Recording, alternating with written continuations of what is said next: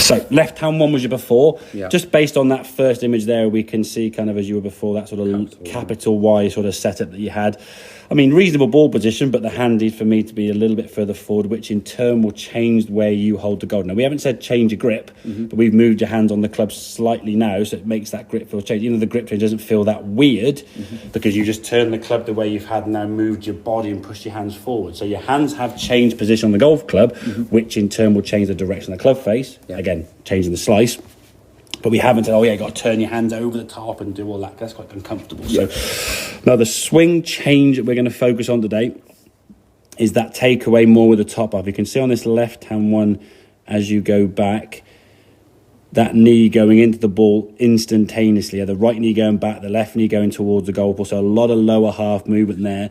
And the club now whipping way behind you and getting the club kind of a bit too stuck. And the way it's gone back with your sort of folding of your arms as you take it away meant the club face got open and way behind, and therefore you were forced to come over the top or roll your arms back the other way or hit off your back foot. One of those three. You chose over the top. It kind of worked, but unfortunately it caused a sort of inconsistency of strike, very often hitting the ground behind the golf ball or then sort of slicing off the right. Okay, so that was your issue there. As you come through the golf ball here now, we'll see this arm movement here very, very straight. I mean, your arms are still straight. I mean, they never actually bend, until about here where they kind of had to, At impact, okay, there's your impact you'd have here now. Once you get to about here now, your left arm needs to be sort of softening in here. This is why I say if you're locking your arm out here to try and stop the chicken wing, the chicken wing is a symptom of an over the top, which is a symptom of the takeaway.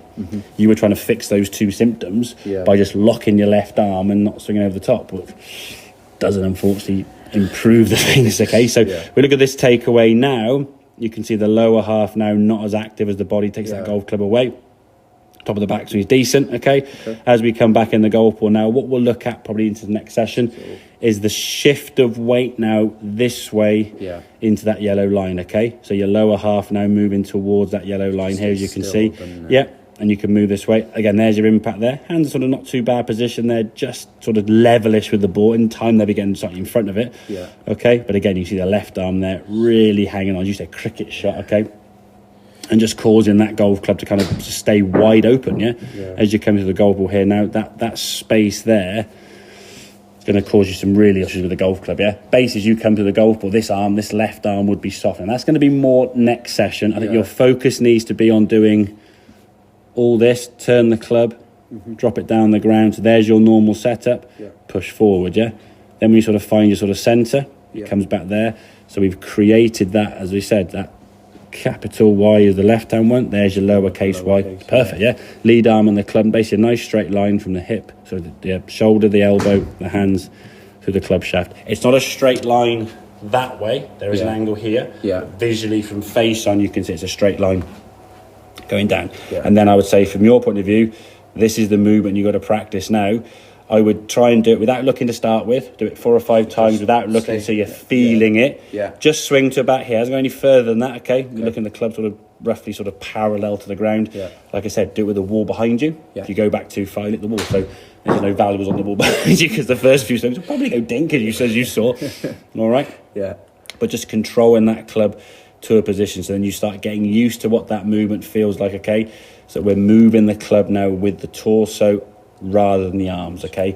And we don't want to feel, as you said a couple of times, I feel quite tense and quite locked. Just release that pressure in the thumbs mainly. If you're squeezing with the thumbs, then you get tight. This all gets tight, You're almost at the point your thumbs are doing this. I always say to a lot of my students now, imagine your phone is on top of your club there. How tight would your thumbs be gripping it? And that is literally what your grip pressure should be. If you're pushing that tight, you'd have a new phone screen rather quickly, wouldn't you? So grip pressure at setup needs to be a little bit looser, okay? But getting that sensation of the address position, practicing that takeaway over and over again. And when you're on the range, I would say do this sort of 3 or 4 times before every shot you hit. And then when you step into a golf ball, just hit it. Don't think about exactly. When you're hitting the golf ball, it's 1.5 seconds. You got to hit it. Your movements away from the ball, as in back here away from the ball, are where you're thinking. So you're stood there going, okay, moving that club here, moving that club in this way, can feel that there, can see it. Good, that's the movement there, can feel the muscles and which sort of body parts are moving that club. Then when you step into the golf ball, club down behind the ball, do this if you need to. set yourself up, there's the ball, hit it. Yeah, and just focus on hitting the golf ball as opposed to having multiple swing thoughts in your head. Yeah, 1.5 seconds. What can you think of? Realistically, yeah, exactly. It's not like your brain can actually. You can have lots of words going around your head, but there's nothing really sort of tangible you're sort of grabbing onto. Okay, so get that set up better. Learn that setup position. So eventually, as I said, you won't need to do all that. I'd still do this for this next week at home. Yeah. Just so it becomes more comfortable. So you can get to that position. Yeah. Okay, so your hands go forward, you can see your shoulders sort of drops back, your head goes behind the ball nicely, your hands go in front. Much more efficient and dynamic position. And then you're working on that takeaway for the first part of this week. Okay, work on that. If you're down the range Wednesday, great.